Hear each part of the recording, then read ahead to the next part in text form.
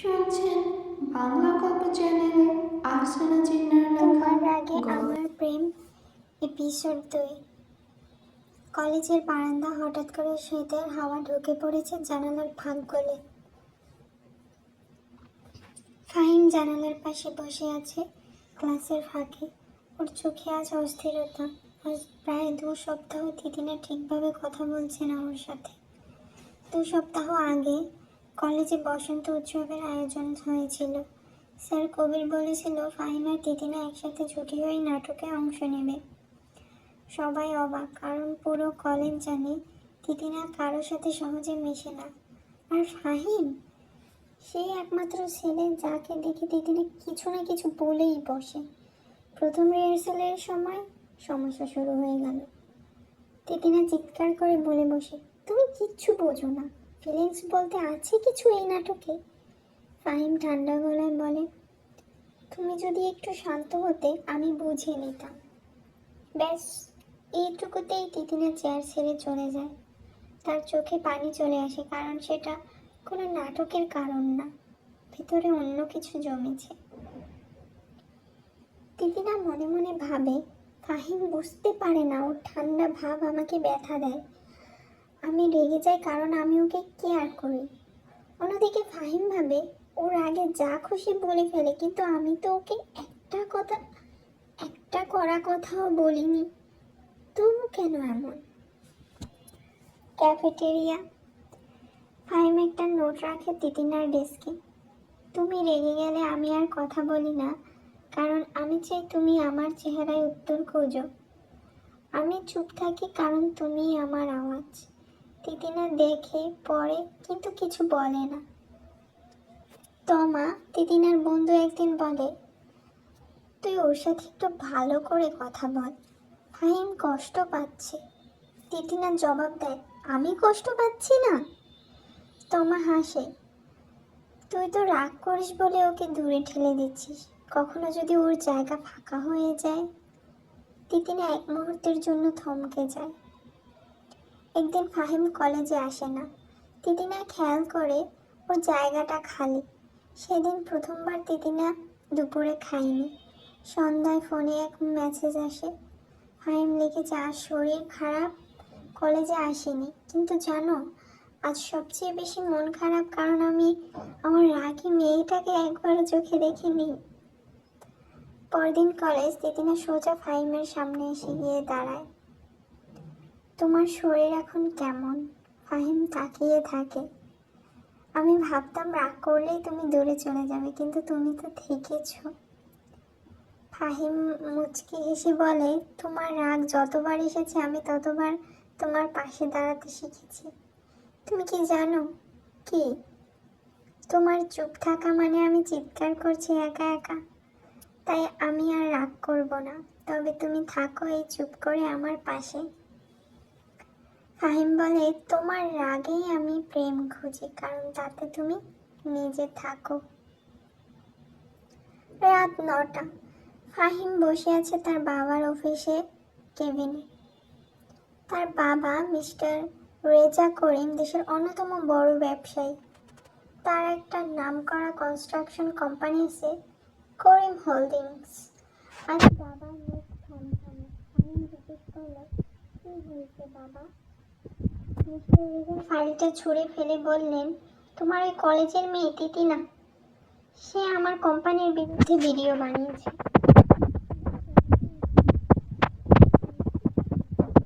হ্যাঁ, সে অভিযোগ করেছে করিম হোল্ডিংস গরিবদের জমি দখল করছে। এই ভিডিও এখন ভাইরাল। পরদিন কলেজ। তিতিনা ক্লাসে ঢুকতেই অনেকে তাকিয়ে ফিসফিস করেছে। তমা কাছে এসে বলে, তিতিনা, তুই করিম হোল্ডিংসের ভিডিও বানিয়েছিস? তিতিনা চমকে যায়। হ্যাঁ, আমি সত্যিটা তুলে ধরেছি। কিছু লোক কুইলো এলাকায় গরিবদের জমি জোর করে দখল করেছে বলে অভিযোগ করেছে। আমি ওদের পাশে দাঁড়িয়েছি। তমা ধীরে বলে, ওটা ফাহিমের বাবার কোম্পানি। তিতিনার নিঃশ্বাস বন্ধ হয়ে আসছে। একটা অসম্ভব লড়াই। ফাহিম আর তিতিনা সেই বিকেলেই দেখা করে। তুমি সত্যের পক্ষে দাঁড়িয়েছো, তাতে আমি গর্বিত, কিন্তু তুমি কি জানো এটা আমার বাবার বিরুদ্ধে গেল? তিতিনা চোখ তুলে বলল, আমি ভুল কিছু করিনি ফাহিম। তুমি যদি সত্য বুঝতে পারো তবে আমার পাশে থাকো। ফাহিম একটু চুপ করে থেকে বলল, ঠিক আছে, তবে প্রমাণ দরকার। চলো আমরা একসাথে তদন্ত করি। যদি আমার বাবার কোম্পানি দোষী হয়, আমি নিজে বলবো বাবাকে দায় স্বীকার করুক। তিতিনা আর ফাহিম একসাথে লোকাল এলাকাগুলো ঘুরে বেড়ায়। তারা ভিডিও নেয়, মানুষজনের সাক্ষাৎকার নেয়। কিন্তু হঠাৎ একদিন কেউ তিতিনার ভিডিওর উপর স্ট্রাইক করে দেয়, ভিডিও ব্লক হয়ে যায়। ফাহিম বুঝে কারা যেন সত্য চাপা দিতে চাইছে। ও বাবা রেজা করিমের অফিসে গিয়ে মুখোমুখি দাঁড়ায়। বাবা, সত্য যদি তোমার বিরুদ্ধে হয় আমি চুপ থাকবো না। রেজা করিম দীর্ঘশ্বাস ফেলে বলেন, এই কোম্পানির কিছু দুর্নীতিগ্রস্ত ম্যানেজার আমার অজান্তে এসব করেছে। তুমি কি ক্ষমা চাইবে? ফাহিম জিজ্ঞেস করে। তোমার ভালোবাসা যদি এই পথ দেখায় তবে আমি এক পা পিছিয়ে যাব না। একটা প্রেস কনফারেন্স, করিম হোল্ডিংসের পক্ষ থেকে অফিসিয়ালি ক্ষমা চাওয়া হয়। দুজন ম্যানেজারকে বরখাস্ত করা হয়।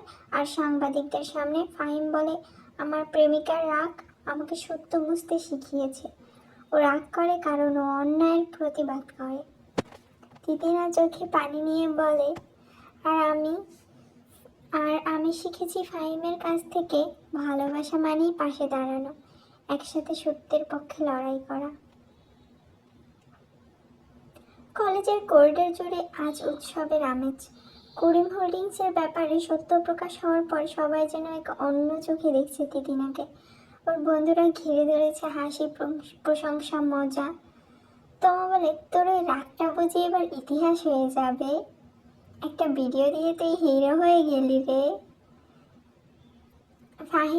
ফাহিমের বন্ধু নাফিস বলে, যতদিন ফাহিম ছিল ততদিন তোর এই রাগটা কিউট ছিল। এখন তুই দেশের সাংবাদিক হয়ে গেছিস, রাগের রিপোর্টার। তিতিনা মুচকে হাসি নিয়ে বলে, কিন্তু চোখে একটু লজ্জাও আছে। সম্মানের সবটুকু ওর নিজের নয়, কেউ একজনের পাশে ছিল বলেই ও সাহস পেয়েছিল। ঠিক সেই মুহূর্তে কলেজের স্যার কবির করিডোরে প্রবেশ করেন। চারপাশে গুঞ্জন থেমে যায়। স্যার কবির হেঁটে এসে বলেন, তুমি গর্ভবতী না। তোমার মতো ছাত্রীকে পেয়ে আমাদের কলেজ ধন্য। তুমি সত্যকে সম্মান করেছো, অন্যায়ের বিরুদ্ধে দাঁড়িয়েছো। তুমি আজ প্রেরণা। সবাই চুপ। তিতিনা চোখ নামিয়ে ধীরে বলে, সাহস আমি একা পাইনি স্যার। ফাহিম না থাকলে আমি হয়তো হার মেনে ফিরতাম। স্যার কবির অবাক হয়ে হাসলেন। ফাহিম? সে তো ভদ্র, শান্ত, তুমি তো আগুনের মতো। এই বরফ আর আগুন একসাথে দাঁড়াবে, এটা কেউ ভাবেনি। কিন্তু আমি গর্বিত। সবার সামনে ফাহিম একটু লজ্জা পায়, কিন্তু চুপ করে দাঁড়িয়ে থাকে। স্যার চলে যান শিক্ষার্থীদের করিডোর ছেড়ে। এবার শুরু হয় টুইস্ট। স্যার চলে যাওয়ার পর ফাহিম কিছুটা রেগে যায়। তুমি সব ক্রেডিট আমাকেই দিলে কেন? মানে, তুমি নিজে সাহসী, তুমি দাঁড়িয়েছো সত্যের পাশে, তবু আমাকে কেন তুলে ধরলে? কারণ তুমি ছেলে বলেই তো আমি ভেঙে পড়িনি। কিন্তু সবাই এখন ভাববে আমি না থাকলে তুমি কিছুই না। তিতিনা রাগে লাল হয়ে ওঠে। তুমি এত ইনসিকিউর। আমি তোমার নাম বলেছি মানে এই না যে আমি তোমার ছায়া। তাহলে তুমি নিজে সাইন করতে পারো।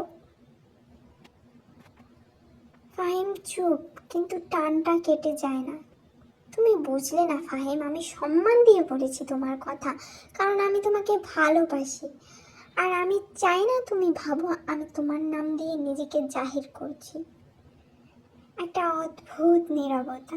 দুজনের চোখে জল, কিন্তু মুখে ঠান্ডা। তাদের মাঝখানে পড়ে থাকে কিছু না বলা কথা, কিছু অপমানের মতো কষ্ট।